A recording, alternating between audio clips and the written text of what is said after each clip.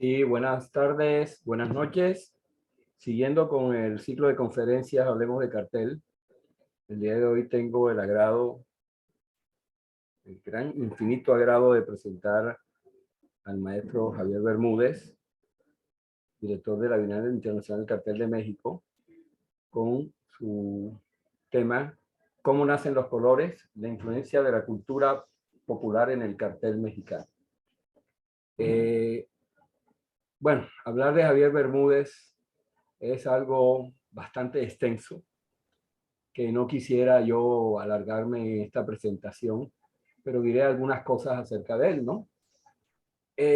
Bueno, es diseñador y director de la Bienal Internacional del Cartel de México, estudió diseño gráfico en la Universidad Autónoma Metropolitana Unidad Xochimilco y también realizó estudios posgrado en la Escuela Politécnica de Diseño de Milán. Estudió técnicas de serigrafía en la Escuela Cova de la misma ciudad, en Milán, Italia. En el 88 comienza con la organización de la Bienal Internacional del Cartel en México, que se funda en 1990. En el 92 coordina la edición de la colección especial América Hoy 500 años después. Ha sido también invitado como ponente por el Museo de Arte Moderno de Río de Janeiro, Brasil, por la Universidad de Denver en Fort Collins, Colorado, la Universidad Politécnica de Valencia, España, y la Universidad de Quebec en Montreal. Pues ha publicado algunas revistas de diseño gráfico como Línea Gráfica, Print y Afiche. Idea en lo que ha escrito e incluso coordinado algunos artículos sobre diseño latinoamericano. Su trabajo aparece en ¿Quién es quién? En el diseño gráfico en el 95. También ha sido invitado múltiples veces como jurado en diversas exposiciones. Puedo citar una en carteles en Fort Collins, en la Trienal State Poster en Sofía, Bulgaria, en la Latin International Poster Bienal de Finlandia, en la gran y afamada Bienal de Póster en Varsovia. También ha participado en muchas colecciones, por ejemplo, ya citamos la de América Hoy 500 años, Imágenes contra el SIDA, es una exposición especial de la UNESCO, 30 carteles sobre medio ambiente, editado en el Río de Janeiro, Brasil, en el 92.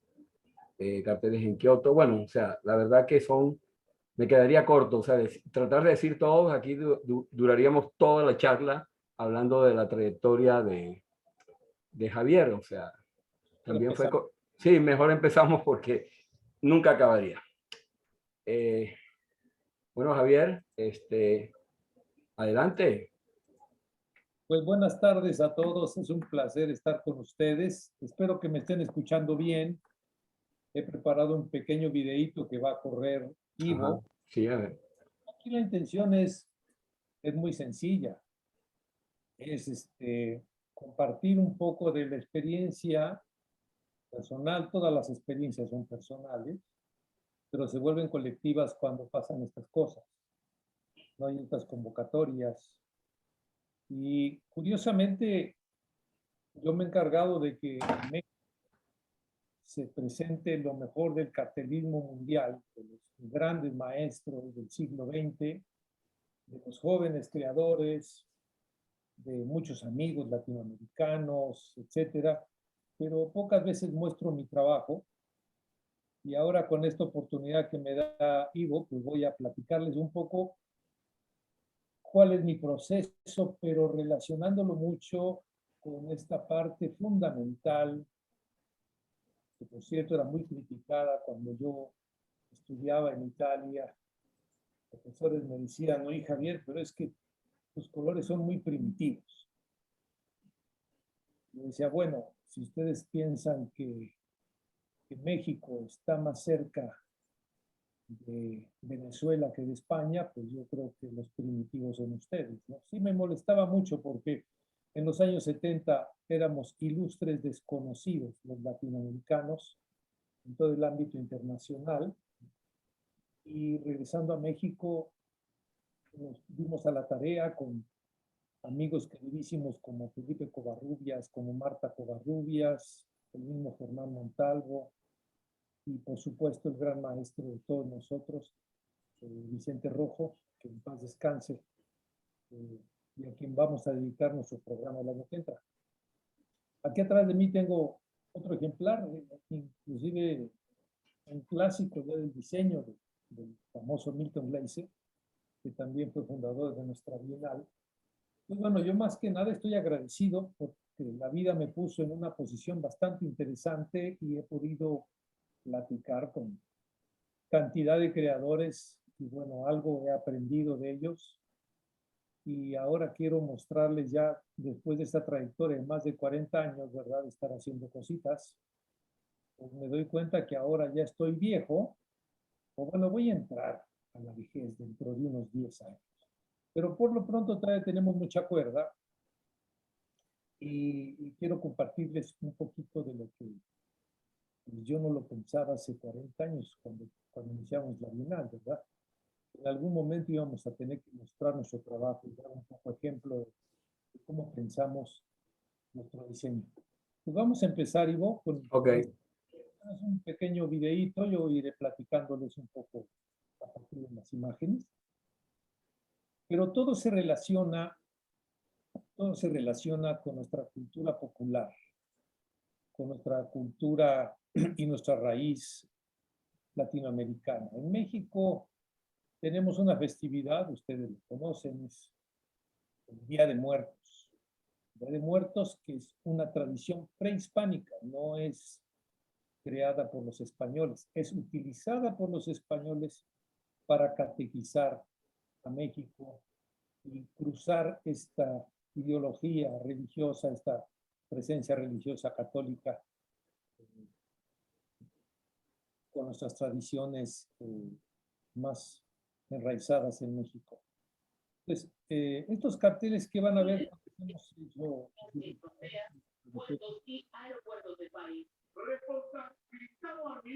permíteme, voy a...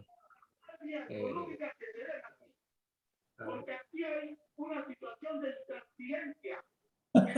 Sí, bueno. Ya, yo creo, a ver. Creo que estamos bien, ya. Sigamos.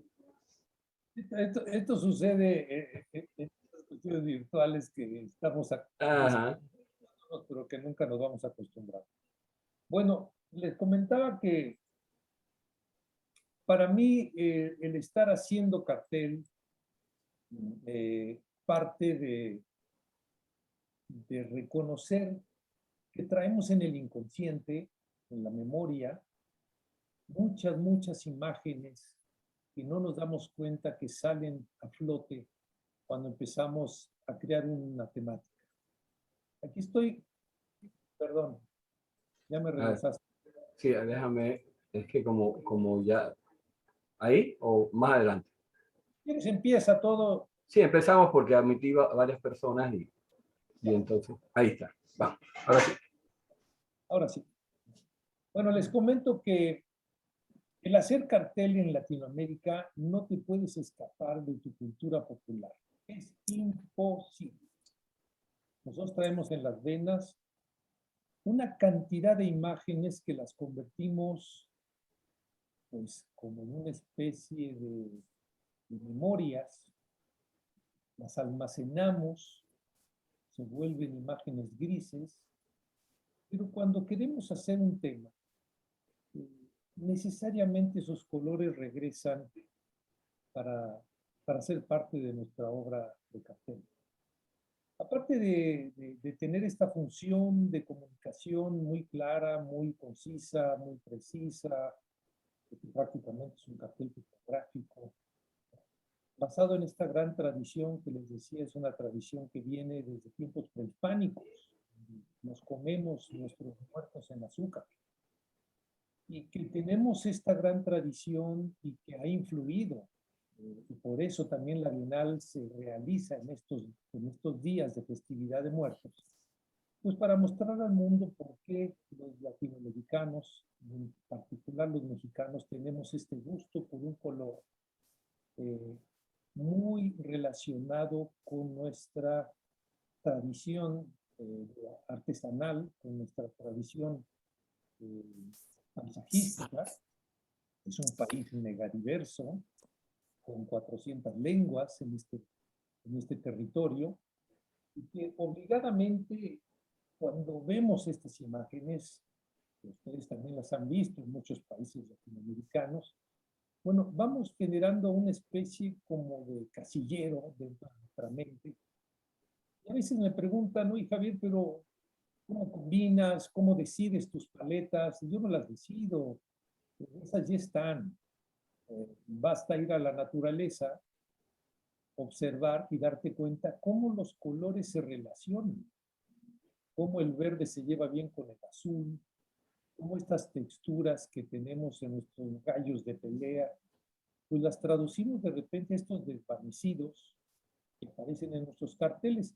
Y toda esta reflexión, pues no la hago desde ese momento que estuve haciendo estos carteles, sino más bien después de muchos años que nos damos cuenta que el estudiar la teoría del color, el estudiar a Ítens, a todos estos grandes creadores de las teorías de color, pues sí nos sirven como referencia, pero a final de cuentas son referencias teóricas creadas en momentos históricos y en espacios muy diferentes a lo que nosotros vivimos en Latinoamérica.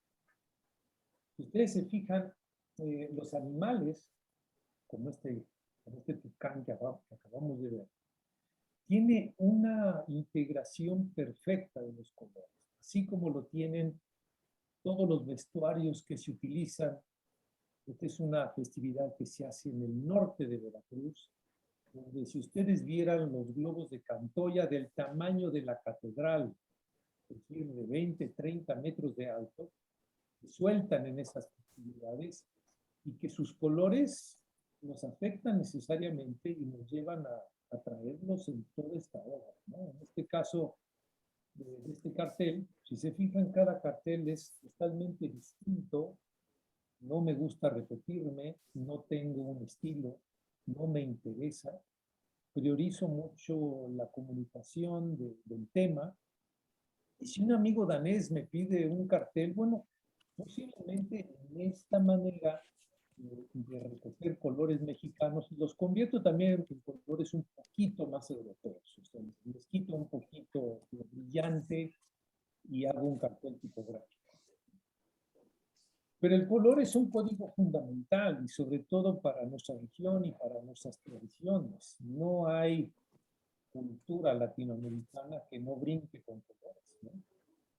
Y si vamos a hacer un cartel sobre la séptima Bienal y tiene que ver con la naturaleza, con los derechos, bueno, podemos hacer una pluma, pero esa pluma es también un árbol, es un fresno, y ese fresno nosotros como mexicanos lo podemos convertir en estos colores, ¿no? En estos colores que siempre van a ser representativos de la obra latinoamericana. No es verdad que en todos los países latinoamericanos tengamos las mismas paletas de colores. El cempasúchil, por ejemplo, si lo mezclamos con este rosa mexicano, tenemos una paleta bastante interesante, ¿no? Y yo no tengo que estar recurriendo al Pantone para decidir qué tipo de morado o si es el CMYK 371248 y 100 de negro, sino simple y sencillamente agarro un tintero y copio ese color que me interesa porque viene directamente de lo que nos indica esta naturaleza, ¿no? Y al mismo tiempo mostrar en estos carteles, esta fue una valla que hicimos para una bienal de Bolivia, que nos pudieron representar a cada país. Con el rosa pusimos hasta el apellido de mexicano, ¿no? Allí en el 78, cuando se hicieron las Olimpiadas en México. Pero las Olimpiadas en México, si ustedes revisan toda la trayectoria del maestro Eduardo Terrazas, que fue el director, en algún momento yo reconozco que haya sido Lance Wyman, eso es una gran mentira. Lance Wyman vino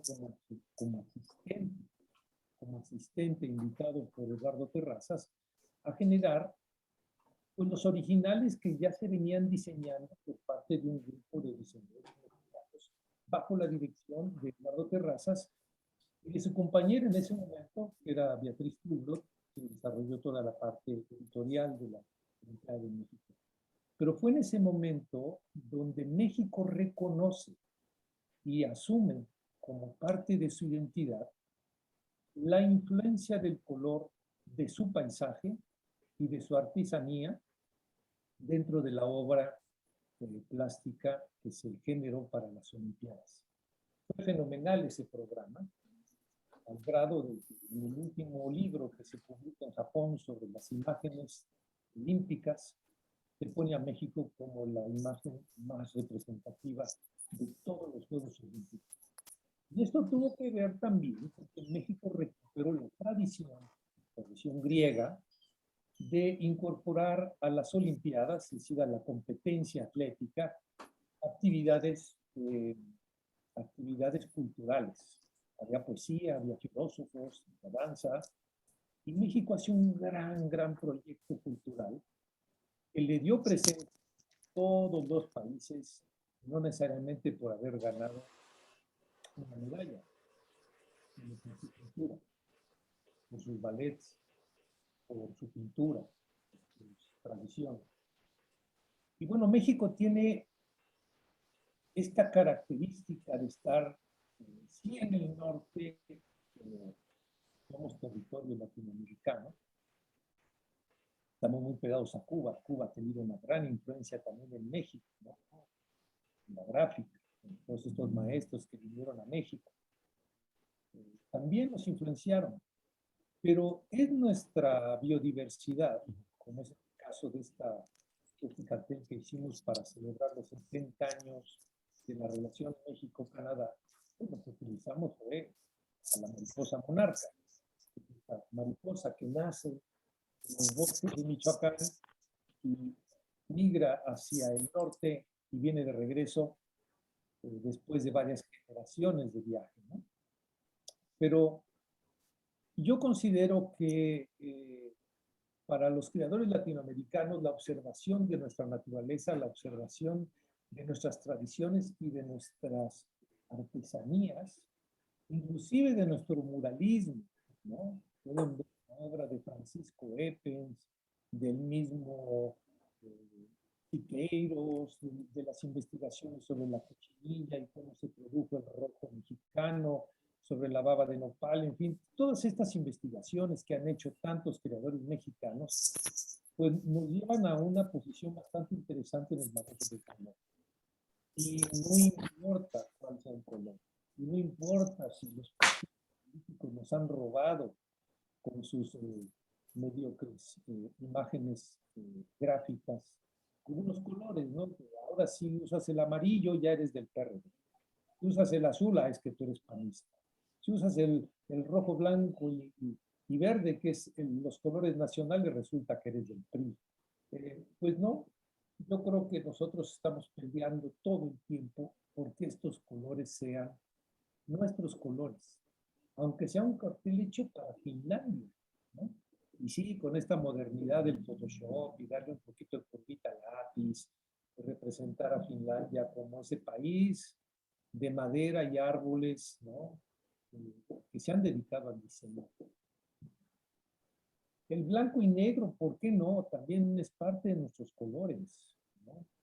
Todo el respeto que tenemos hacia nuestras queridas personas difuntas.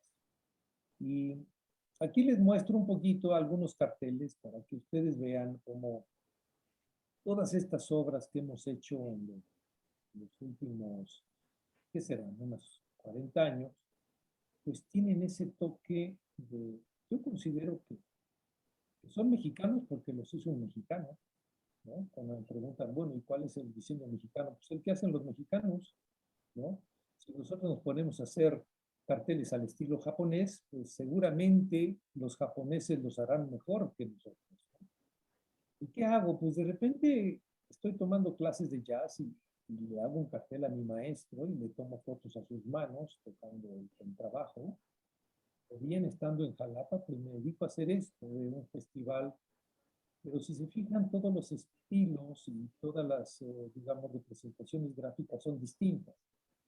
Si algo aprendí de un gran creador que fue Bruno Munari, es precisamente que en cada trabajo que hagas, haz una experimentación.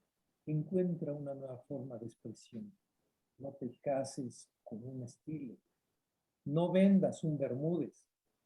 Tienes que vender el producto o la actividad, la idea que quieres tú representar, ¿no? Pues esta breve presentación me da pie para entablar un diálogo con ustedes, ¿no? Sobre este tema. Esta es mi experiencia. Por supuesto, no son los únicos carteles, pero sí he escogido algunos que me relacionan más con esta temática. Y sería interesante que comentáramos, a mí me gustaría, veo que está por ahí Sergio Vega, que está Germán Jiménez, otras personas que... También, también está el maestro Manuel Montilla, que es uno de los maestros de artes plásticas importantes en Panamá, Javier.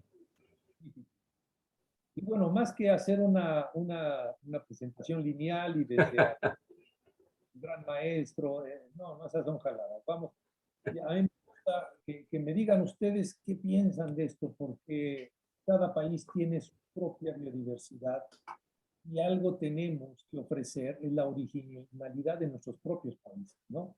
Cuando nos dedicamos a copiar otros países. Hace poco escuché, les comento, un grupo de salsa japonés. Ah, sí. Yo lo estaba escuchando por radio y yo sentí algo raro. Ya, a ver, ¿qué pasa aquí? Como no estaba muy suelto, de repente era demasiado preciso, ese alargamiento de las notas o de algún compás porque se le pegó la gana al solista, se veía un poco truncado. Y luego cuando empecé a ver el video, me di cuenta que era una japonesita y unos chinitos que tocaban salsa precioso, ¿no? Sí. Seguramente por notas, ¿no? Interpretaban. Pero ese sentimiento no se puede copiar.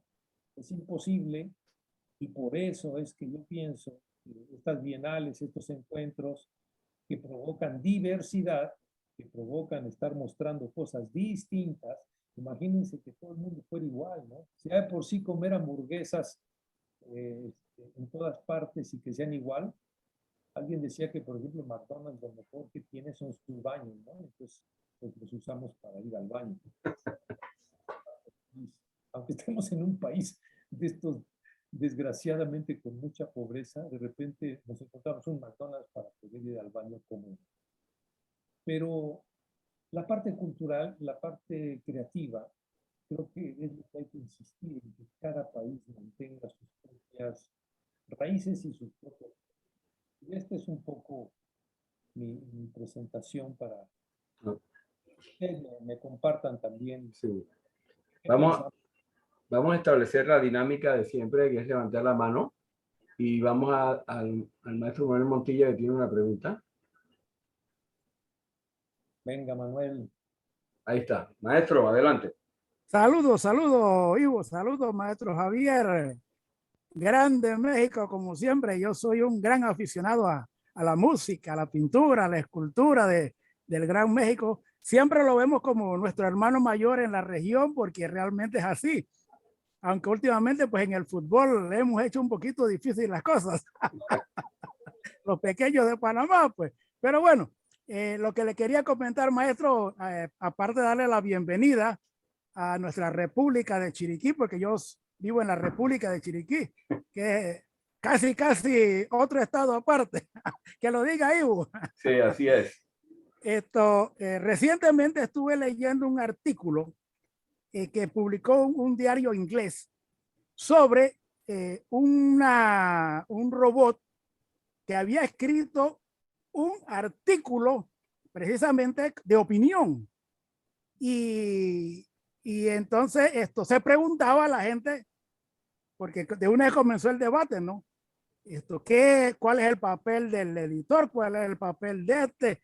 Porque en un momento dado, el robot inicia su artículo diciendo, bueno, yo soy un robot, solo utilizo el 12% de mi inteligencia y lo que aprendí, lo autoaprendí leyendo internet. Y eso es algo totalmente que da un desbalance, porque el ser humano se creía hasta este momento pues, la suma de todas las virtudes y de la inteligencia. Entonces la pregunta viene por el sentido de que si ya un robot puede, es más, lo están promocionando para escribir novelas. Si usted quiere escribir una novela, usted le da, digamos, los parámetros al robot de lo que usted quiere y él se la escribe. Cosas absolutamente increíbles. Entonces, en la tecnología que nos está dando tantas cosas maravillosas, ¿cómo incide ahora acá en las artes gráficas, en el cartel, en todo lo que está haciendo? Yo hace muchos años tuve contacto con un poeta panameño que vivía en México, Ramón Oviero, y él, se me acaba de olvidar el nombre de uno de los grandes maestros, creo que es de Zacatecas, me parece que tiene un museo en Zacatecas, se me va el nombre ahorita porque como la juventud, pues maestro, pero él desde los años 80 estaba haciendo sus bocetos y sus diseños en computadora, 80, 90 por ahí, no recuerdo. Vi una gran exposición de él en el Museo de José Luis Cuevas. Entonces, ya en las artes se está trabajando con la inteligencia artificial. Entonces, ¿cómo ve usted este proceso en las artes gráficas, en el diseño del cartel, en estas cosas que realmente tienen un potencial enorme? ¿Cómo lo vislumbra usted que viene pues de una escuela más bien manual como nosotros? Gracias. Gracias, Manuel.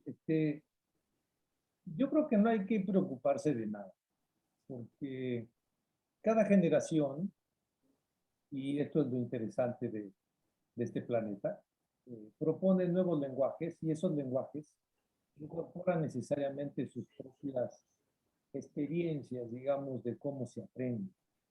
Yo no puedo decir que afortunada o desafortunadamente alguien fue nada más manual o tecnológicamente muy avanzado.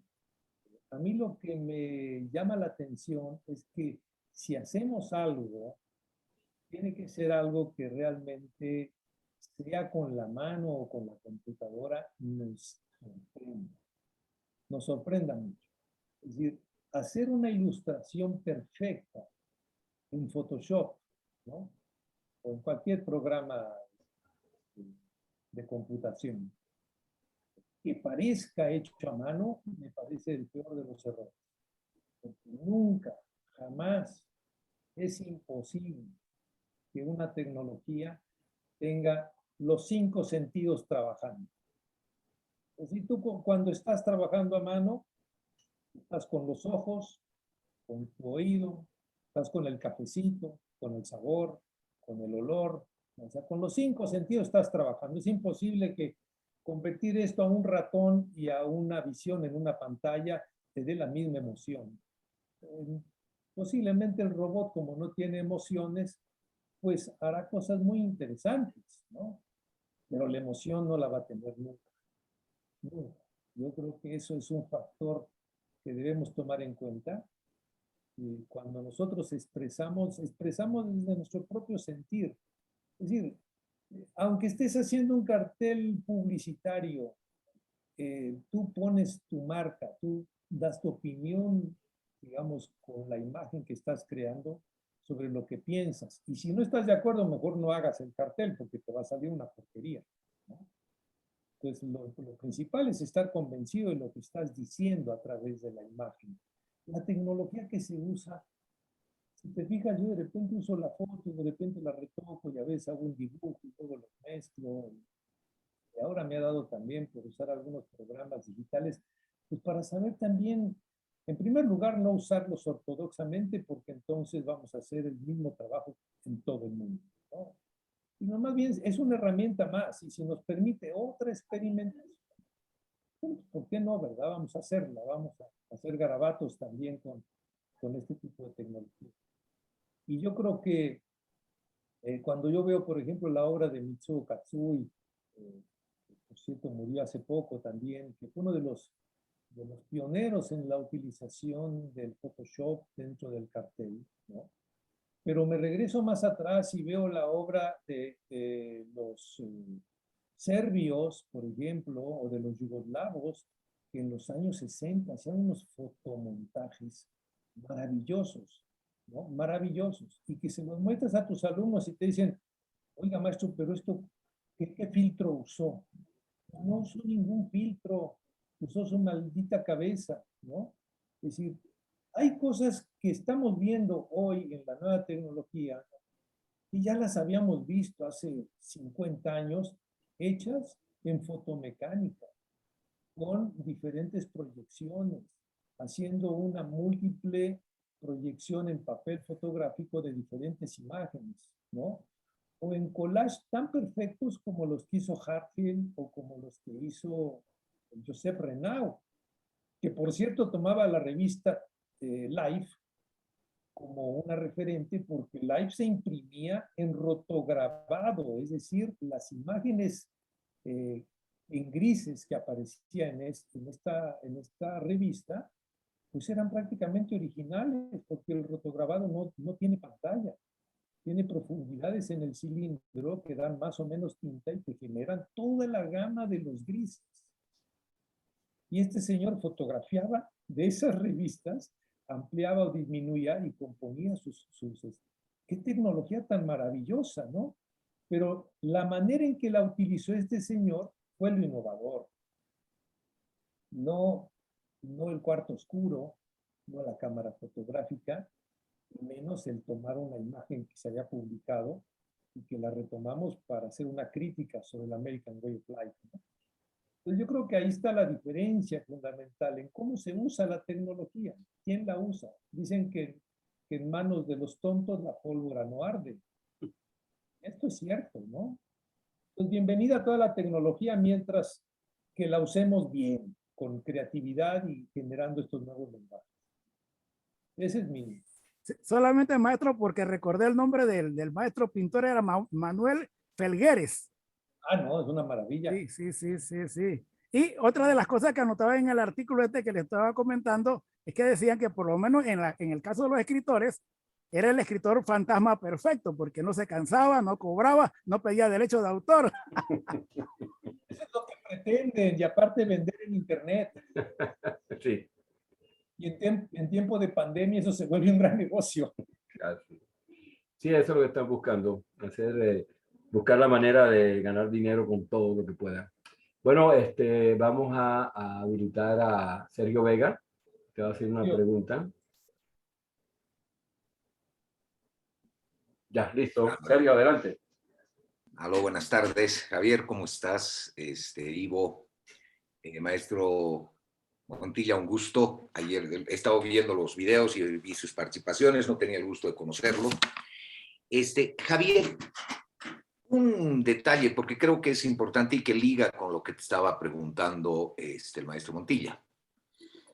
Y claro, con el tema de lo digital, que es la gran discusión si se debe trabajar o no se debe trabajar en digital, es muy curioso, ¿no? Yo que trabajo básicamente dando talleres y en la academia, es muy curioso cómo toda esta onda vintage, que le llaman vintage, ¿no? Que en realidad es una mirada al pasado, siento que más bien cada vez se está tratando de aprovechar la herramienta digital, que era lo que tú decías, para ciertas cosas, pero como herramienta, y que no conduzca el proceso creativo, pues lo que uno quiere decir, lo que uno quiere hacer, lo que uno quiere manifestar. Porque el problema de las tecnologías, y es algo que yo les repito normalmente a los jóvenes, es que claro, que en realidad cuando se confrontan con la tecnología, en realidad las limitaciones están en sus conocimientos del software. Y sabemos que el software está variando constantemente. Es más, lo hacen a propósito, ¿ok? Es decir, cambian los comandos, aparecen nuevos, etcétera, etcétera. Pero esto yo lo quisiera ligar a algo que tú dijiste en la pequeña intervención que hiciste, y que creo que es fundamental, y es, tú decías, y yo pienso exactamente igual, sabes, de las conversaciones que hemos tenido, y que tiene que ver con el tema de que tú no tienes un estilo, ¿no? Creo que esto puede ligar con la preocupación que manifestaba el maestro Montilla, porque, claro, o sea, el tener un estilo, y creo que acá yo rescataría algo, una frase del maestro Vicente Rojo, que cuando él hablaba de un libro, digamos, en el trabajo de diseño, él decía, el objeto exige el diseño, no es el diseñador el que le pone. Y creo que esto se puede aplicar al cartel, a objetos, en sí, a cualquier proceso creativo, ¿no? Quizás ampliar un poco eso del estilo desde tu perspectiva cuando tú afirmas de que tú no tienes ningún estilo, ¿no? Eso. De hecho, no solo no lo tengo, sino promuevo que no se tenga. Promuevo que no se tenga, porque les doy un ejemplo muy curioso. Vittorio Fiorucci, un gran creador, un enorme creador de carteles italo-canadiense, ¿no? En alguna plática que tuvimos, yo le preguntaba, oye, Vittorio, ¿cuántos buenos carteles has hecho en tu vida? No consideraba que como unos 100, ¿eh? Y me dice 4. Son los únicos que no se parecen a mí. Y me contó que había dejado de ser contratado por la Ópera de Montreal, porque la Ópera de Montreal un día le habló y le dijo, oiga, Vittorio, sus carteles son extraordinarios, el de Rigoletto es maravilloso, el de Offenbach es otra pieza maestra, el de Mozart, qué bárbaro, pero son Vittorios. Y lo que necesitamos es promover a la Ópera de Montreal, ¿no? Cuando digamos, el estilo del autor marca mucho tu obra, bueno, te pueden llamar porque quieren un Vittorio, ¿no? Porque quieren un Versace, ¿no? Pero eso va más con, digamos, este robo de identidad, de representarme a través de la obra de otro, ¿no? Y no de mi propia identidad, como sea espacio público, sea actividad, sea grupo teatral o empresa, ¿no? A mí me interesa mucho esta parte porque cuando yo empecé a revisar, por ejemplo, todo ese grupo que se formó en los años 70, que le llamaban los diseñadores de Olivetti, ¿no? Olivetti contrataba a Milton Glaser, ¿no? Y hacía un cartel maravilloso para una de sus letras 25, no sé cómo se llamaban estas. Pero también contrataba a Walter Ballmer, que era un suizo trabajaba en Italia, o a Michel Folón, ¿no? Y entonces sí, los utilizaba para promover alguno de sus productos y esto era coordinado por ahora lo que le llamamos el art director de Olivetti, pero generó realmente una imagen muy diversa de diferentes estilos, como Armando Testa, por ejemplo, o Pittore, todos estos grandes creadores italianos, suizos, algunos franceses o hasta norteamericanos. Y decías, bueno, pero Olivetti sigue siendo Olivetti, ¿no? La marca Olivetti, marca que está cumpliendo más de 60 años, demuestra que el no tener un estilo no pasa el tiempo de tu obra. Si tienes un estilo, te puedes convertir en algo muy efímero también, ¿no? Y posiblemente después de 50 obras, pues escojas de todos esos 50 los 3 mejores, como decía Vittorio, ¿no? Pues yo insisto mucho a los estudiantes y hoy que estoy volviendo a dar unas clases ahí en Tlapa, aparte se emocionan los jóvenes cuando vuelven a usar sus malditas manos. Se emocionan que se dan cuenta que, caray, miren de lo que nos estábamos perdiendo. La pintura se extiende con pincel y huele rico, aparte. A veces hasta nos drogamos con un poquito de agarrato tiene. Pero yo insisto que esa experiencia de estar con las manos, con los ojos, etcétera, creando ese primer momento de diseño, después nos permite, y aparte nos obliga, porque ahora no podemos imprimir nada si no hacemos un archivo digital. Y bueno, para eso están los técnicos que nos van a ayudar a resolver la imagen. Yo a veces le pido a alguien que me retoque una fotografía. ¿Por qué se lo pido? Porque cuando yo aprendí diseño, teníamos una división de trabajo muy interesante, donde en el taller teníamos a 6 gentes y cada uno de ellos tenía una función diferente. Alguien dibujaba, alguien hacía la tipografía, alguien hacía digamos, la fotomecánica, alguien venía y te comentaba en la mesa, viendo tu diseño de cabeza, que estaba enfrente a ti, y te hacía ver cosas que no habías visto en el diseño. Entonces, eso enriquece de una manera enorme, digamos, el trabajo. Yo no estoy en contra de la tecnología porque no podemos evitarla y no podríamos estar platicando si no existiera esta posibilidad, ¿no? Es una maravilla que hoy pueda ver yo a Manuel, a Germán, a Sergio, cuando en 1990 tardaba yo 3 meses en que me respondiera una carta a Shigeo Fukuda. Y lo tuve que ver 2 veces en su vida en México porque no había otra manera. Entonces esta bendita tecnología, si la usamos bien, Sergio, yo creo que nos va a dar un potencial enorme, sobre todo en esto que está pasando ahorita, en esta relación fraternal de colaboración, de inteligencia, de toda esta gente creativa. Y si hay creatividad en el mundo ahorita es en Latinoamérica. He estado participando, y tú también, Sergio, has estado con los chinos, con los asiáticos. Bueno, yo los veo muy cuadrados.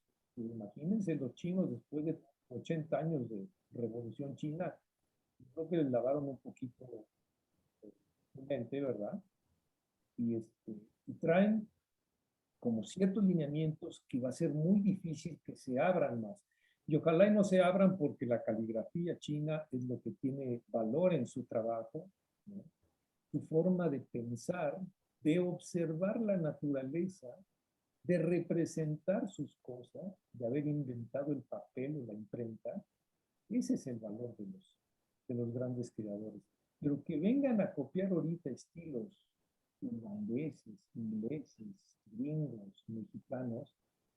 Yo en un foro que acabamos de tener hace unos días con directores de bienales, estaban los de la Bienal de China y les decía, aguas, ustedes tienen que ser diferentes. No inviten a los mismos ponentes, ¿no? Inviten de todo el mundo, conozcan su cultura, pero muestren la suya, ¿no? Es esta gran posibilidad de esta tecnología.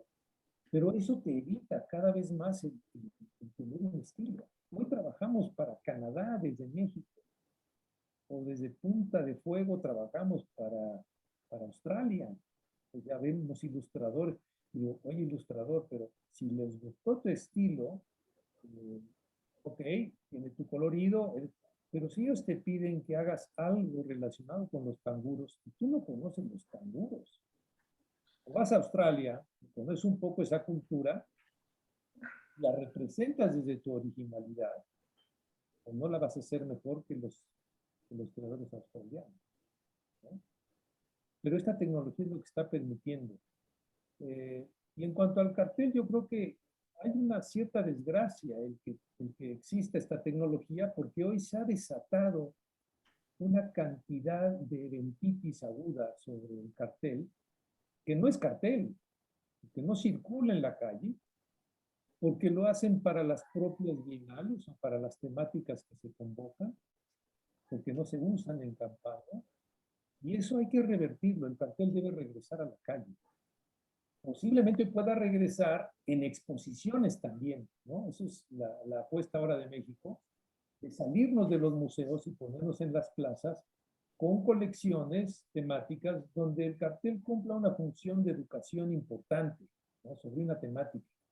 20 puntos de vista sobre el tema del SIDA a Chihuahua. Yo no sabía que había cura. Yo no sabía que a los niños les daba inclusive desde antes de nacer. O sea, toda esta información maravillosa en una sola imagen. Y coincido con Pekka Loiri con que dice, esas jaladas de los GIFs y de que tengan movimiento los carteles, esa es otra cosa. El cartel es una sola imagen que está ahí frente a la gente en la calle y que tiene la virtud de ser acompañada por un ambiente diferente, cada uno de ellos. Fíjense qué maravilla, ¿no? Es como omnipresente. Dios no es lo mismo en Irán que en la Sierra Norte de Chiapas, ¿no? Es distinto, lo vemos distinto. Hasta en la selva, por allá, hasta en el desierto, ¿no? Y así pasa con el cartel. Yo cuando voy en la calle veo un buen cartel, digo, está padrísimo. Y luego me lo encuentro en un parque y digo, no, está genial. ¿Por qué está genial? Pues porque está junto a una fuente y esa fuente me traduce o me da más información sobre ese cartel o lo relaciono por su colorido.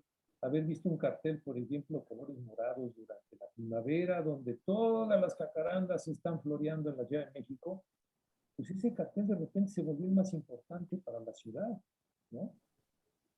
Entonces, ¿cómo, digamos, la parte presencial que no debemos olvidar porque la fundamental es la que genera la experiencia realmente creativa, ahora potenciada con estas cuestiones tecnológicas, habría que ver de qué manera hacer nuevos productos, pero el cartel no puede circular en redes sociales de la misma manera, ¿no? Y ahora resulta que si yo tengo un Facebook, y yo soy un gran creador, pues yo hago 30 carteles sobre el tema de la pandemia, lo subo, y yo mismo me promociono como qué les parece esta maravillosa obra. Y fui seleccionado en 4 bienales. Y tú ves las bienales y dices, bueno, pero esa, ¿en dónde está? ¿O quién la promueve? Es nueva, tiene tradición, hay buenos jurados. Ah, pero es la mejor porque me seleccionaron mi obra. Yo la promuevo como la mejor bienal. Eso está haciendo mucho daño a nivel internacional porque se están rompiendo las jerarquías, el respeto hacia la tradición. Yo no soy una persona que diga hay que respetar a los viejos porque son viejos. No, es porque son sabios. Y a veces los viejos hacen unas cuestiones innovadorísimas que uno no los ve en su cartel, pero sí ve la innovación y la potencia, lo sabroso, lo actual de su trabajo, aunque tenga el señor 90 años, ¿no? Entonces, el cartel se defiende por sí solo, como decía Sergio, pues es totalmente anónimo. ¿A quién chingado le importa quién hizo un cartel cuando vas en la calle? Yo nunca le he preguntado a la gente, oye, ¿tú sabes quién hizo este cartel de este parabús? Lo veo, me gusta, no me gusta, me atrajo, entendí o no entendí el tema. Ah, mira qué bien usó la fotografía, está bien encuadrada. Pero nunca me he preguntado quién habrá sido el autor. porque eso es lo irrelevante del caso. Entonces, esta parte del estilo también tiene que ver con ese ego, con el estar haciendo hijitos que se parezcan a mí para que digan, oye, qué cartelazo hizo usted. Vicente Rojo, cuando diseñaba la revista de la universidad, diseñaba libros para el Fondo de Cultura Económica, para la editorial Joaquín Mortiz, para la editorial Era, y cada una de sus portadas tenían un estilo distinto. Y les generaba a cada una de estas empresas una personalidad, una presencia gráfica que las hacía reconocerse como, ah, mira, ese libro es de Era, este es de Joaquín Mortiz. Y decían, es de Vicente Rojo. Vicente Rojo dice, yo nunca hice un diseño, la tipografía la hizo Bodoni, el grabado la agarré de ahí, de un diccionario que me encontré viejo, y es más, la tipografía la recorté de una revista, como es el caso del cabezal de La Jornada, famoso periódico mexicano, ¿no? Ahí está la validez de la inteligencia del diseñador, y no de querer mostrar al público que él hizo ese cartel, que hay que aplaudirlo. Nos vale madres. Un diseñador con ese tamaño de ego no es un servidor público. Hay que trabajar por y para la cultura, decía Vicente Rojo. Y creo que esa línea es muy interesante porque uno se agacha y presenta su obra. Y de repente escuchas, este pinche cartel está horrible. Y tú te quedas callado porque si esa opinión la tienen 5,000 gentes que lo hayan visto, pues está preocupante, ¿no? La que uno dice, chino, voy a cambiar de oficio.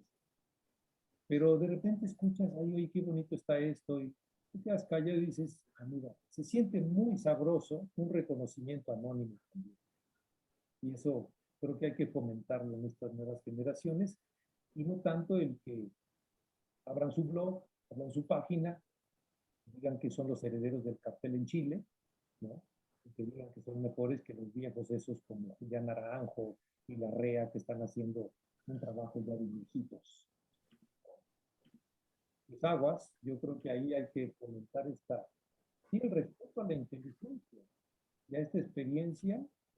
¿Y por qué no nosotros que tenemos ya más de 60, 65, estamos llegando a los 70, por qué no podemos investigar más sobre estas tecnologías y ver de qué manera les damos vuelta? Perfecto, seguimos. Vamos a comenzar primero con Angie, luego pasamos con el maestro Germán Jiménez. A ver, vamos a habilitar a Angie. Angie, adelante. Bueno, buenas noches. Una mujer joven, maravilla. Pensé que era el dinosaurio, pero no. Mi pregunta es como de toda la experiencia que has adquirido, ¿qué tipo de consejos le harías a un joven que está empezando como en el camino del diseño? Fíjate que un día, esto te va a contestar la pregunta. Cuando yo empecé a estudiar diseño, estudiaba en la Universidad Iberoamericana, una universidad jesuita en la Ciudad de México, la única carrera de diseño que había en la Ciudad de México. Y desgraciadamente, después de un año, estábamos viviendo esos momentos difíciles del 68 y después estos años donde políticamente los jóvenes éramos muy, muy peligrosos, ¿no? Había una gran desconfianza sobre la juventud, los hippies y la droga y los marihuanos. Se me ocurrió que mi trabajo final de diseño la acompañara con mi trío de rock que tenía en esos años. Por supuesto, llenamos el auditorio. Hubo quien fumó marihuana, de modo. Hubo quien escuchó muchos gritos. Y una semana después, pues fui expulsado de esta escuela por ser un desastre de estudiante. Entonces me fui a Italia. Conseguí la manera, le mandé una carta a Bruno Munari y me contestó un día diciendo, señor Bermúdez, interesante su trabajo, le voy a hacer una carta de recomendación, y me mandó una carta de recomendación. Imagínate, Bruno Munari, yo no sabía Además, me había estudiado toda su trayectoria ya. Y cuando llegué a la escuela, pregunté, yo estudiaba diseño industrial. Y cuando llegué a la escuela me dicen, ¿a qué curso viene? Digo, ven, ¿dónde da clases? ¿En qué curso da clases Bruno Munari? En diseño visual, diseño gráfico. Ahí apunté. Y me metí a su curso. Y la primera clase me sorprendió mucho cuando me dijo, primero, no hagan lo que yo ya he hecho. Y segundo, traigan algo que me sorprenda. Imagínate. Ese es un buen consejo, ¿no? No hagan lo que están haciendo tus maestros. Llévales una propuesta que ellos no hayan hecho. ¿No? Pues claro, los alumnos llevábamos cosas rarísimas, rarísimas, cosas muy locas que no sabíamos si se iba a reír o no. Un día yo le llevé, por ejemplo, unas diapositivas. Yo estaba muy obsesionado con el tema de cómo se dispersaban los colores a través del prisma, y etcétera. Entonces un día, jugando con diapositivas en un proyector de esos de 35 milímetros, metí una diapositiva que no tenía color, que era transparente, estaba arrugada, y me di cuenta que se proyectaba un haz de luz muy bonito, de diferentes colores. Entonces me puse a arrugar todas las diapositivas que yo tenía, ¿no? Y le llegué con esa propuesta, le dije, maestro, ¿qué le parece una investigación sobre cómo el color, una jalada? Yo tenía 21 años, imagínate. Pero el tipo me dice, sorprendeste, esto no lo había pensado, esto no lo había hecho. Me parece muy interesante, sigue por ahí. ¿Ves? No queremos que hagan lo que nosotros ya hicimos. Digo, nuestra experiencia les puede servir como referencia para que ustedes hagan su propia experiencia. Pero al final de cuentas va a ser su experiencia la que cuenta, la que aporte. Ustedes piensan distinto. Nacieron con los dedos en las computadoras. Manejan perfectamente programas.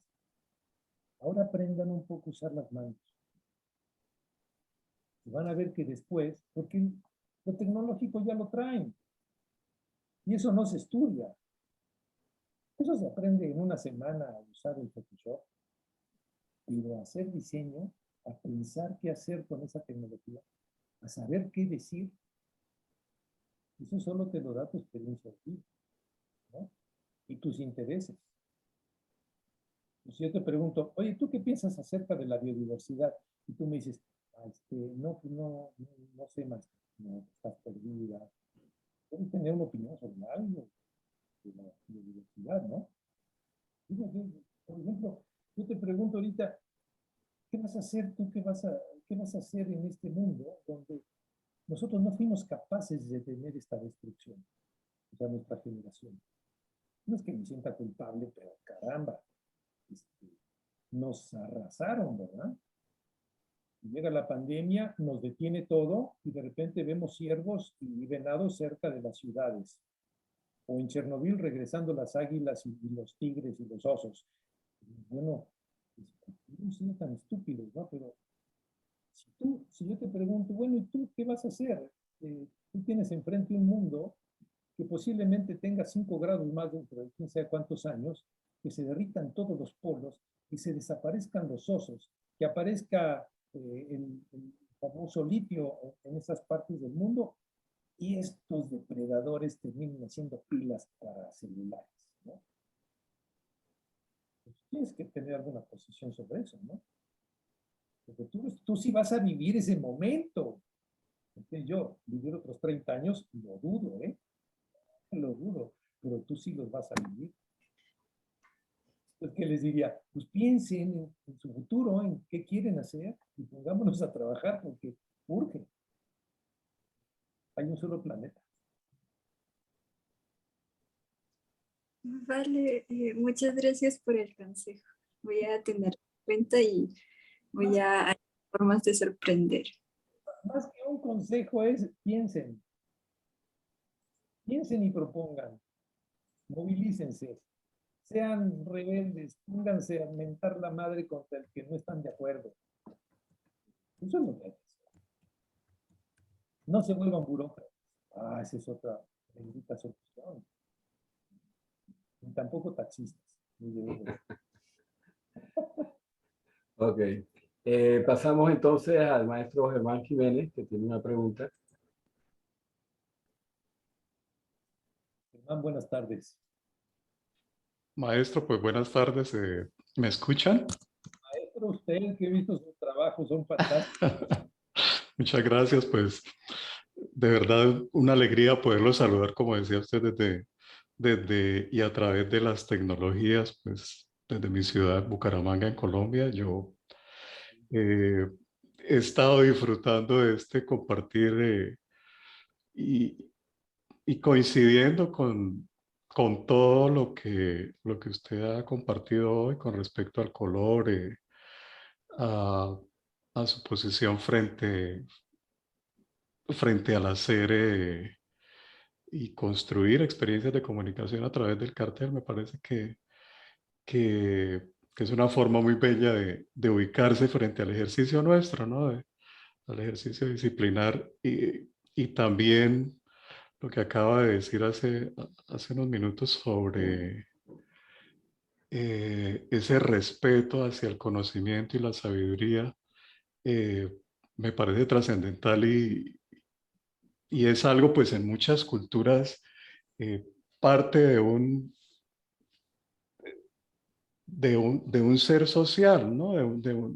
De la cultura misma que muchas veces a nosotros en Latinoamérica y en el discurso capitalista, etcétera, no se ve tan, eh, cuesta, ¿no? Cuesta ver que lo histórico y el aporte de nuestros mayores y del pasado para construir lo que somos hoy, eh, muchas veces no es, es desplazado incluso por el mismo tema tecnológico, ¿no? Eh, entonces, solo saludarlo y enviarle un abrazo desde Bucaramanga, la tierra de David Consuegra, que a quien tengo clarísimo que usted también conoció y tuvo la oportunidad de compartir con él en la Bienal. Eh, y decirle que de verdad me encanta poder compartir en este espacio. eh, y básicamente eso, ¿no? Felicitarlo también por su trabajo, por todos sus aportes desde México para Latinoamérica y el mundo. Y pues esa unión que usted ha sido pionero en ese ejercicio que nosotros ahora vivimos a través de las redes, lo que usted también estaba comentando, o sea, una carta, 3 meses, hoy una comunicación son 30 segundos, es algo que cuesta entender incluso ahora, en este momento, ¿sí? O sea, como yo, cómo puedo hablar con un amigo que está en Tokio en un instante, eso es algo muy bello y es lo positivo de las tecnologías, eh, que, que por supuesto nos, nos abrazan, ¿no? Y permiten que nuestro trabajo también tenga unas dinámicas eh, pues desde lo contemporáneo muy interesantes, ¿no? Y estamos en eso porque pues estamos viviendo lo contemporáneo. Entonces, de verdad un placer escucharlo, conocerlo y poder compartir acá con Angie. Angie es alumna mía, es estudiante mía de nuestra universidad y bueno, pues los amigos que estamos acá reunidos hoy, de verdad eh, me, me siento muy complacido de poder estar acá escuchando y realizando este abrazo desde otros países a través de la iniciativa también de Panamá Poster Group. Te interrumpo un poquito porque yo hago una reflexión. Yo no sé por qué a mí me tocó, pues, o sea, a veces digo, bueno, no creo en el destino, pero sí en el estar buscando por dónde qué queremos que suceda, ¿no? Y un anhelo muy grande mío desde muy joven. eh, yo tenía relación con gente muy vieja, muy vieja. Yo hablaba con el viejito de la tienda cuando tenía 5 años, me sentaba a platicar horas, ¿no? Y me fascinaba saber todas sus historias. mi pueblo, de la comunidad, de los chismes, de lo que vendía, de cómo se producía el maíz, o quién se lo traía, o quién se lo vendía. Del borracho que estaba ahí de capitán de puerto en el lago de Pátzcuaro, verlo salir todas las tardes en un carrito de esos de valeros de 4 llantas, ¿no? Jalado por su mujer porque se emborrachaba las tardes. Pero yo ya había platicado 2 horas antes con él en su borrachera sobre cosas interesantísimas, ¿no? Entonces, yo sí promuevo mucho que los jóvenes hablen con los mayores, inclusive con sus padres, con sus tíos o con estos viejitos que ven por ahí, porque se aprende precisamente ese eslabón que hemos perdido con esta comunicación mediática, ¿no? Es decir, estamos muy pegados a nuestra propia generación.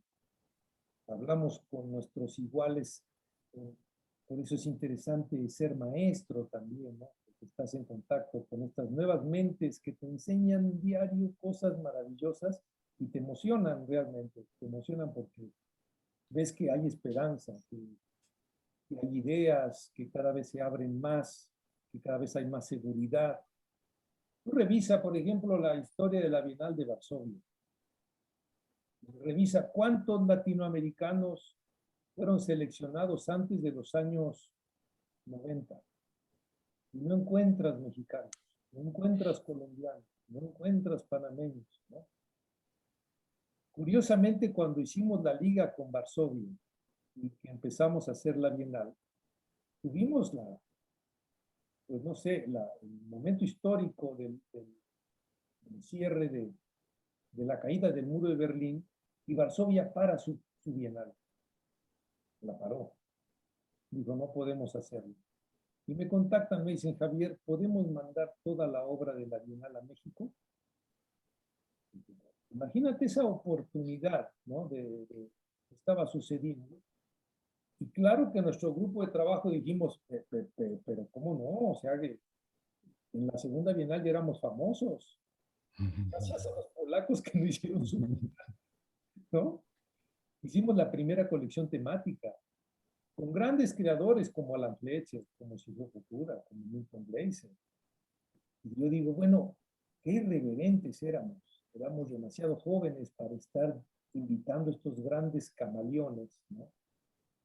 Que admirábamos, pero al mismo tiempo teníamos ese atrevimiento de poderles hablar. Y yo creo que hoy hay que volver a esa actitud de los jóvenes. Tienen que ponerse en contacto con los grandes creadores y reconocerlos, admirarlos por su trabajo, por su trayectoria, sacar experiencia. Qué mejor que ella trabajara en el estudio de un gran maestro. Estar con él 5 o 6 años de achichincle, ¿no? Llevando los originales a la imprenta o comprándole la cerveza al maestro. Esa relación es muy bonita porque es parte de la cultura del diseño y de cómo se trabaja esta profesión. Pues yo creo que si utilizamos bien esta tecnología, si la volvemos realmente un medio para estarnos provocando complicidades, bueno, esto puede ser de una potencia enorme. Y les adelanto que yo ya lo platiqué conmigo, el año que entra queremos dedicar el Congreso de la ciudad de Jalapa a presentar iniciativas latinoamericanas. También Sergio ya hemos platicado un poquito de eso. No se trata de, sí, presentar el cartel está bien, ese es el concurso, pero el Congreso es otra cosa. Pues, tenemos que reencontrarnos y los que no puedan venir lo haremos a través de estas tecnologías, pero qué mejor que tomarnos un cafecito en la tarde, platicar sobre tu obra, ver qué estás haciendo. ¿Por qué no planear una exposición tuya acá en México y de creadores mexicanos allá? Y hoy lo permiten estas tecnologías. Los archivos digitales son una bendición. El WhatsApp, hoy que venía en carro desde Jalapa, me venían fastidiando con WhatsApp sobre, oiga, y esto, oiga, el otro. Estoy contestando automáticamente, o sea, voy manejando, pero pues ahí pongo mi WhatsApp y, no, hazle así, cámbiale acá, no, el texto debe hacerlo fulanito, adiós. Pero es excesiva esa velocidad, es excesiva. Imagínate, Cristóbal Colón, cuando regresó del primer viaje, su novia ya había estado con 8 amantes. Y creo que hasta 3 hijos tenía ya. Y no la había visto en 1 año y medio, 2. Seguramente le escribió una carta que nunca le llegó. Pues ahora, el poderte saludar y decir, oye, nos vemos la semana que entra y nos volvemos a ver. Tampoco hay que exagerar porque es muy bonita la distancia. Claro. Y yo los convoco a que de repente nos escribamos unas cartas a mano y que nos tarden 15 días en llegar.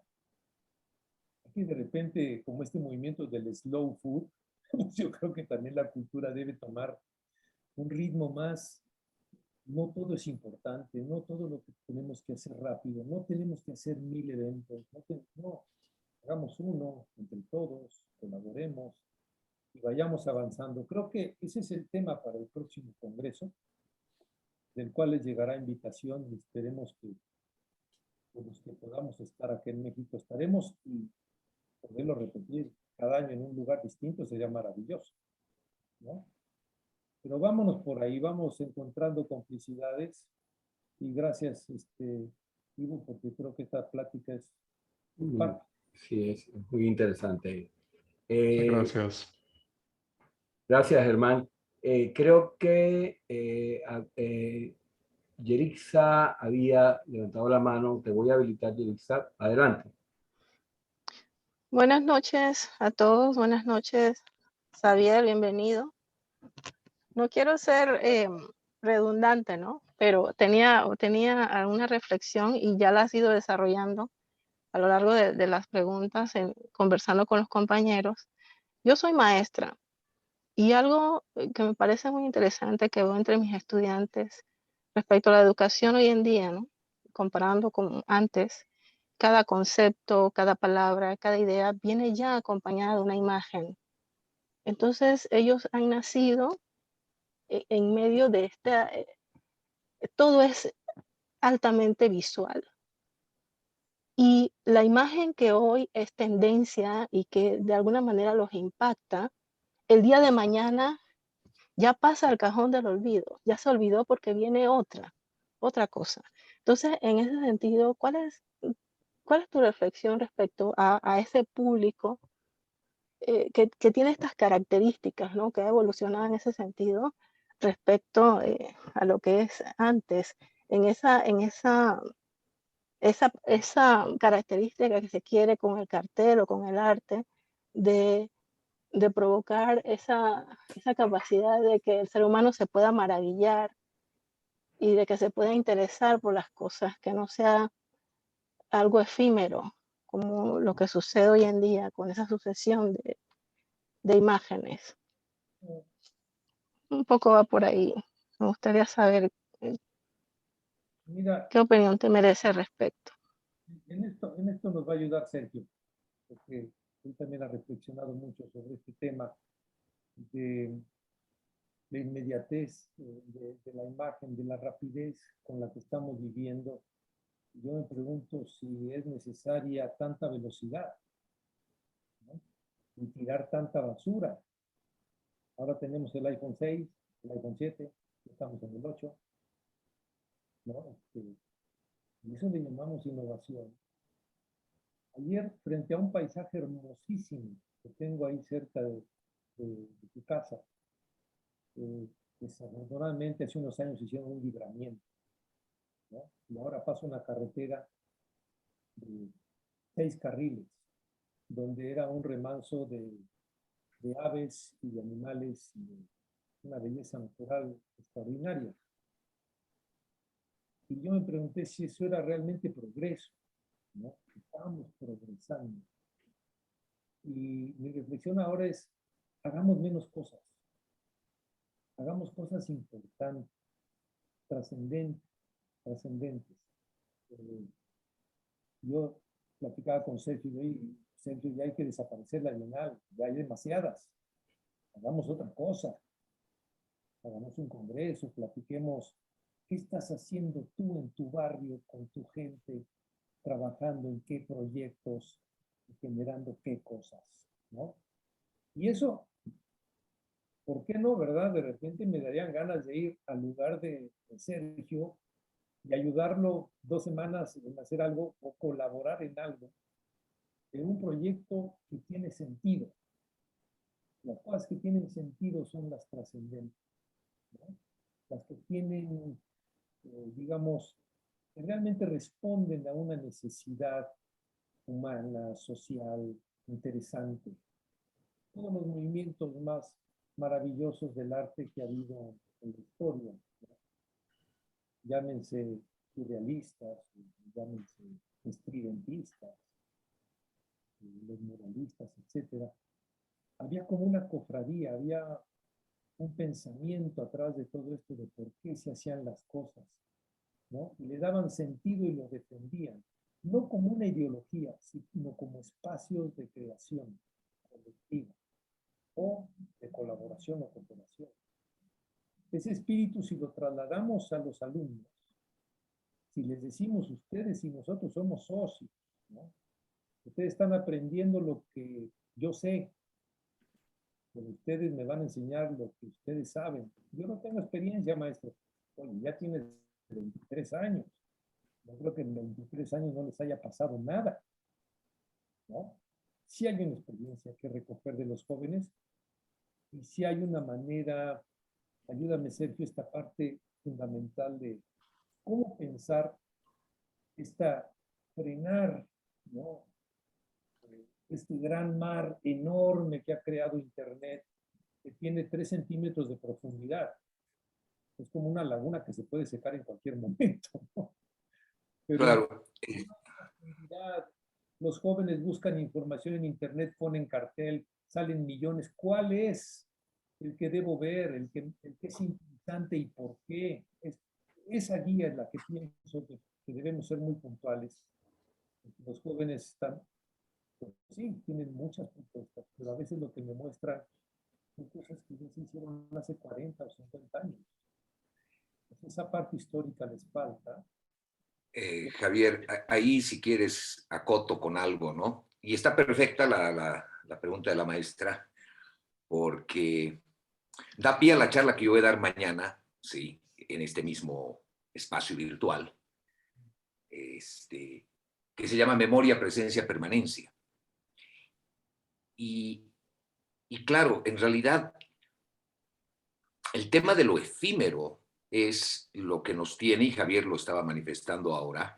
Es muy curioso porque hoy en día posiblemente es la época de mayor generación de imágenes. Solo pensemos en fotografía. Olvidémonos del diseño, de carteles y fotografía. Es decir, hoy en día la gente saca fotos y fotos y fotos. La pregunta es, ¿se detienen a ver sus fotos? ¿Las vuelven a ver? Es muy curioso esto, es decir, hay tal producción. Didi Uberman, que es un filósofo, investigador y demás, él plantea de que es la muerte de la fotografía. Esta época es la muerte de la fotografía porque la fotografía está hecha para verse, para analizarla, para disfrutarla, para activar memoria. Y resulta que hoy, pongámonos nosotros, es decir, de alguna fotografía que han sacado, la han vuelto a ver, pero además no solamente sacar la fotografía, sino que ahora además la compartimos. Y esa fotografía, en el momento que la compartimos, dejó de existir, porque en realidad no se queda en nuestra memoria. Y la gente la pasa. Y yo siento que aquí es lo que Javier planteaba ahorita, es el tema de la reflexión. Es decir, ¿por qué hago lo que hago?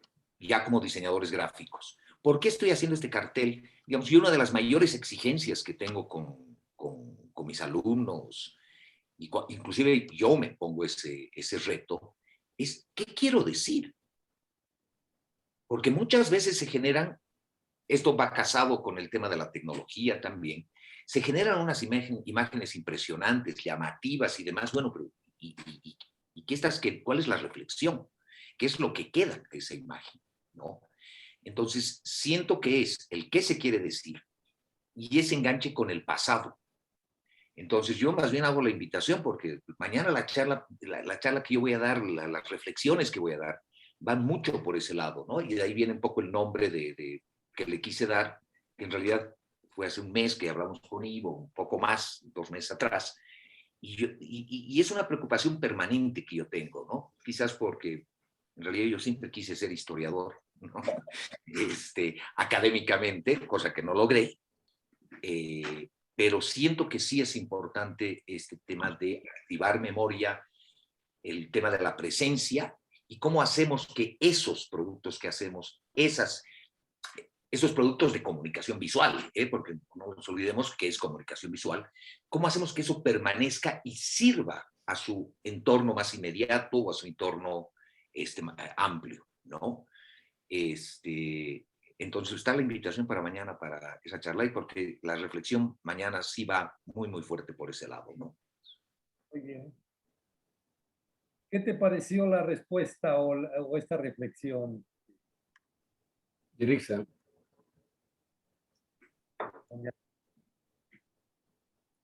no sé si Yerixa se encuentra. ¿Será que nos abandonó? ¿Abandonó?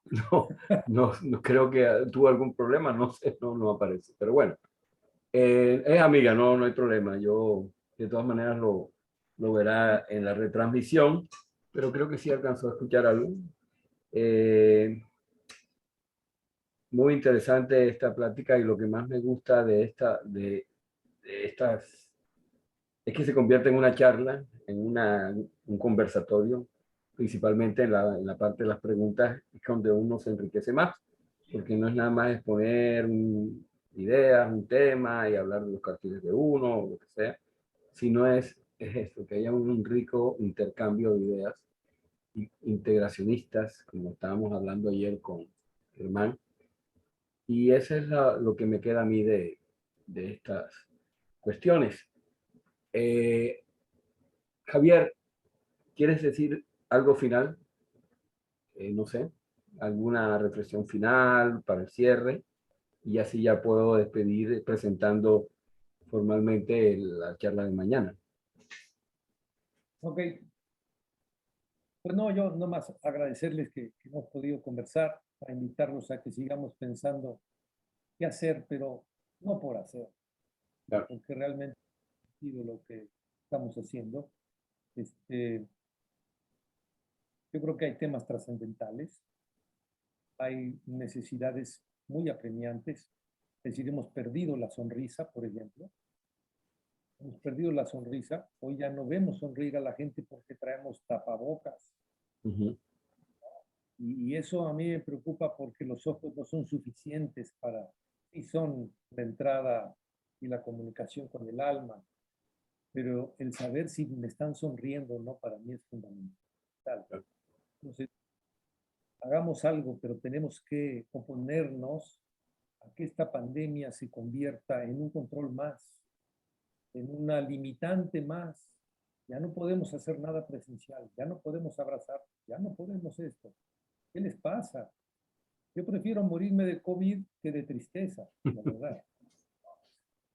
O de pobre, ¿no? Porque, oigan, ya no podemos dar conciertos, ya no podemos estar en la calle porque, no, señor, usted trae su tapabocas. Se ha vuelto esto realmente un fascismo, ¿no? A mí me parece que es ya de una imposición. Ahora, o todos se vacunan, o ya no te mueves. Bien, eso hay que reflexionarlo mucho y tal vez el arte del cartel sirva más adelante también para estar diciéndonos no perdamos este contacto humano, sigámonos abrazando y veámonos por internet, pero sobre todo hagamos esto de estarnos visitando y haciendo cosas en pequeñas actividades. No querramos ser famosos en todo el mundo, sino realmente incidir, digamos, en este entorno cotidiano que tenemos y qué es lo que realmente genera esta memoria colectiva, ¿no? Pues esa sería mi reflexión, y yo creo que ha sido interesante la plática. Sí. Y gracias por la participación, porque creo que nos hemos enriquecido todos, ¿no? Sí, bastante. Aprovechamos entonces para anunciar que el día de mañana, día 4, de Hablemos de Cartel, tendremos a Sergio Vega, al maestro Sergio Vega, con la memoria, presencia, permanencia y reflexiones sobre el quehacer del cartel. Ya él lo había anunciado, pero quería decir algo finalmente. Decía García Márquez que lo más lindo de la vida, independientemente de la edad, es tener la capacidad de asombrarse de algo. El día que alguien no se asombre de algo, sino que ya todo lo ve por preconcebido, pues ya mejor que se entierre y desaparezca de este plano, porque, y eso es y creo que tenía mucha razón. Así, junto con lo que tú dices de la sonrisa. Entonces, esta pandemia nos está limitando hasta todo, hasta la capacidad de asombro. Entonces, la idea es eso, y el cartel, precisamente el cartel, es una herramienta, una expresión que nos permite seguir asombrándonos. O sea, esa riqueza discursiva que puede tener alguien, que puede tener otra persona, y eso es lo que destaco de la exposición Agua y Plata, que tenemos todavía en la Galería Manuel Amador, que cada artista visual expresa algo que tiene que ver con el tema, pero de un abordaje diferente. Y yo me asombro de ver cada cartel, la riqueza visual que tienen y la capacidad discursiva propia de cada artista. Bueno, nos despedimos. Finalmente terminamos para el día de mañana. Seguimos, Hablemos de Cartel, día 4. Y gracias a todos. Hasta Gracias. luego. Que Hasta estén muy- luego. Un abrazo. Gracias. Muchas gracias. Abrazo para todos. Mañana nos vemos. Hasta luego. Hasta luego.